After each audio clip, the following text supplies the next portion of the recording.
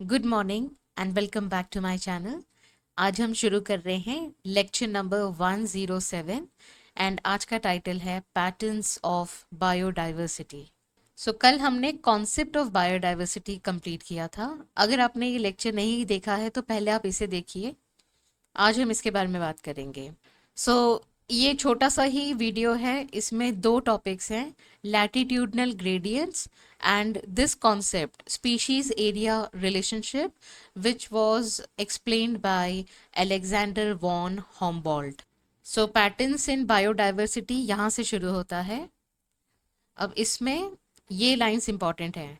The diversity of plants and animals is not uniform throughout the world but shows a rather uneven distribution.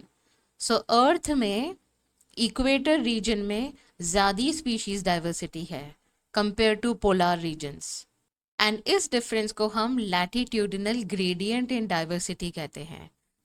तो इस circle को हम अर्थ मानते हैं, तो इसके सेंटर से जो लाइन गुजरेगी एट 0 डिग्री, ये है 0 डिग्री, ओके, ये है इक्वेटर, तो यहाँ पर भी 0 डिग्री, इसको दोनों को कनेक्ट कर दो। नेक्स्ट यहाँ पर 23.5 डिग्रीज नॉर्थ, ये जो लाइन है ये कहलाती है ट्रॉपिक ऑफ कैंसर, एंड 66.5 यहाँ पर एक और लैटिट्यूड है। 23.5 नॉर्थ में इस लाइन को कहते हैं tropic of cancer, and south में 23.5 डिग्रीज पे जो लैटिट्यूड है ये है tropic of capricorn. Okay, then यहाँ पर ये है arctic circle, and this is opposite of arctic circle, antarctic circle, north pole and south pole. Okay, so इस रीजन को हम कहते हैं ट्रॉपिकल रीजन। देन ये है टेम्परेट एंड ये है पोलार रीजन। सो इस वीडियो का जो टाइटल है पैटर्न्स ऑफ बायोडाइवर्सिटी, वो इसी पॉइंट को हाईलाइट करता है कि ट्रॉपिकल रीजन में मैक्सिमम बायोडाइवर्सिटी आपको दिखेगी, एंड बायोडाइवर्सिटी डिक्रीज होती जाती है as you move away from equator towards pole. So ये नेक्स्ट सेक्शन, इसके इंपॉर्टेंट पॉइंट्स हैं। Species diversity decreases as we move away from equator towards the pole with very few exception. Tropics जो कि ये range में है 23.5 north to 23.5 south, harbour more species than temperate and polar areas. तो यही तीन areas मैंने आपको दिखाए थे, tropics, temperate and polar. Colombia ये इक्वेटर के पास है, यहाँ 1400 स्पीशीज ऑफ बर्ड्स है। न्यूयॉर्क जो कि 41 डिग्री नॉर्थ पे है, ओके, तो वो टेम्परेट रीजन में है, यहाँ पर देखिए कितना कम हो गया species diversity. And Greenland 71 degree north जो कि 66.5 से भी ऊपर है, यहाँ पर 56 स्पीशीज हैं। सो देखिए कोलंबिया यहाँ है साउथ अमेरिका में, यहाँ पर 1400 स्पीशीज। देन न्यूयॉर्क यहाँ पर 105 स्पीशीज एंड ग्रीनलैंड 56 स्पीशीज। तो देखिए कैसे डिक्रीज हो रहा है species diversity. It decreases if we move away from equator towards pole, and इसी डिफरेंस को लैटिट्यूडिनल ग्रेडियंट कहा गया है। Then next section, India, with much of its land area in the tropical latitudes, has more than 1200 species of birds. A forest in tropical region like Ecuador has up to 10 times as many species of vascular plants as a forest of equal area in temperate region like Midwest of USA. तो वही बात हो रही है कि equatorial region में, that means tropical region में ज़्यादा बायोडाइवर्सिटी है।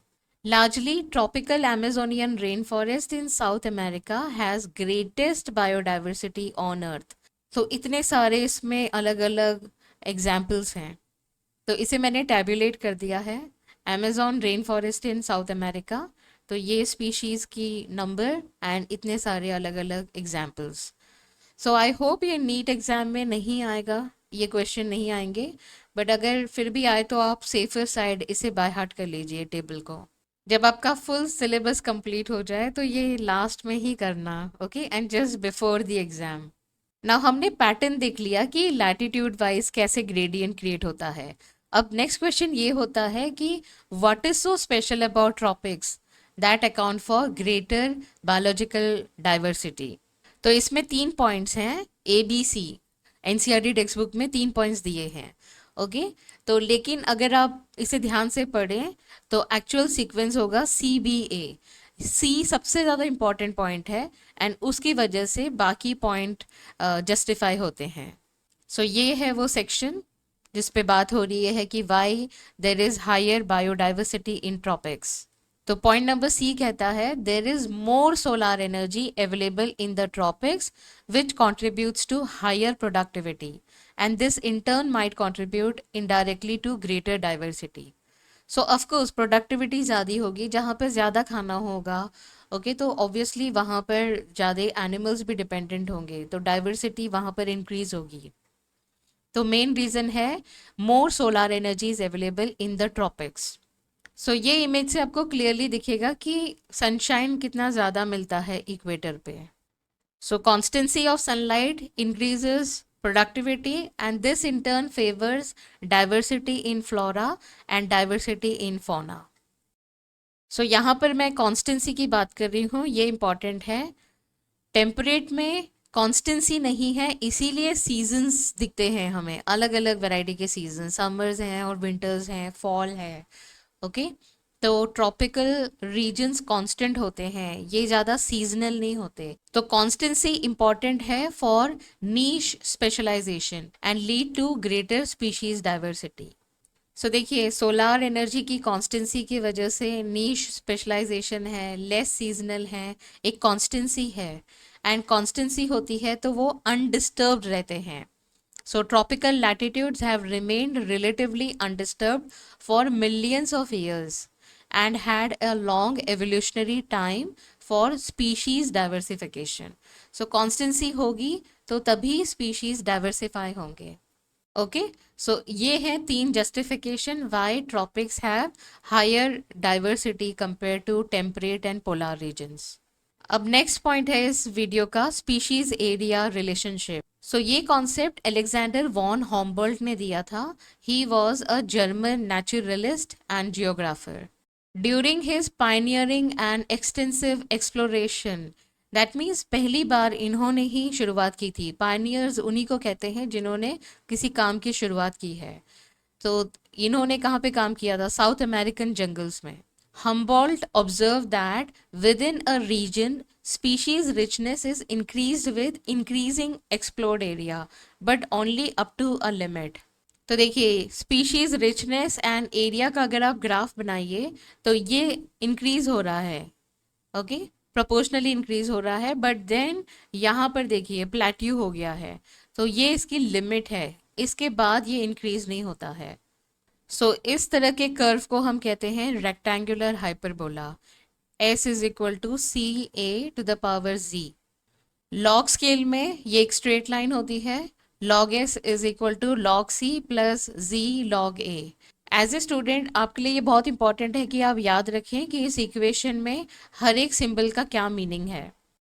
सो सिंपल अगर आप प्लॉट कीजिए तो वो हो जाएगा S is equal to C A to the power Z, and log scale में ये इक्वेशन है। यहाँ पर S is for species richness, A is for area, C is Y intercept and Z is slope of the regression line. So this is regression coefficient. Ecologists have discovered that the value of Z lies in the range 0.1 to 0.2. ये भी important point है, इस पे question आ सकते हैं।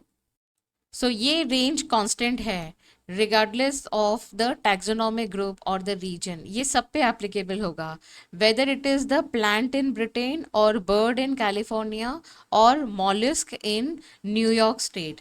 तो जो species area relationship है वो हर एरिया एंड हर स्पीशीज पे एप्लीकेबल होगा, उसमें आपको जी वैल्यू इस रेंज में मिलेगी 0.1 to 0.2। ये वैल्यू सिर्फ तब डिफर करेगी जब हम एरिया काफी बड़ी कर देंगे, एक कॉन्टिनेंट जितना बड़ा कर देंगे। सो देखिए, species area relationship among very large areas like entire continent, you will find the slope of the line to be much steeper in the range 0.6 to 1.2। So देखिए, जब स्मॉल एरिया की बात हो रही थी तो 0.1 to 0.2 था z वैल्यू, एंड अभी 0.6 to 1.2 है।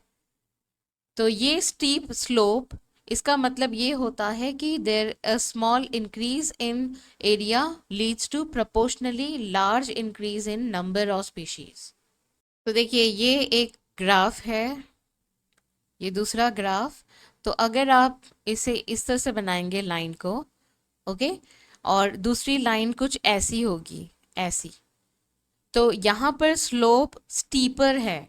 एंड स्टीपर का मतलब यही होता है कि स्मॉल इंक्रीज इन एरिया, मतलब देखिए इतनी सी अगर एरिया को अगर आप कंसिडर कीजिए यहाँ से लेकर के यहाँ तक, तो कितना शार्प इंक्रीज हुआ है। जबकि वही एरिया आप यहाँ पर मार्क कीजिए, ओके, तो शार्प इंक्रीज नहीं हुआ है।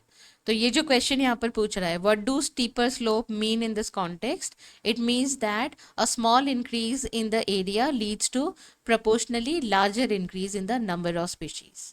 सो ये दो पॉइंट्स थे इस चैप्टर में, पैटर्न्स ऑफ बायोडाइवर्सिटी में। काफ़ी इंपॉर्टेंट पॉइंट्स हैं, इसलिए मैंने इसे अलग से वीडियो में कवर किया है। अब नेक्स्ट वीडियो में हम आगे का पॉइंट्स कवर करेंगे इस चैप्टर का। That's all for this video. Thank you so much for watching my video and take good care of yourself.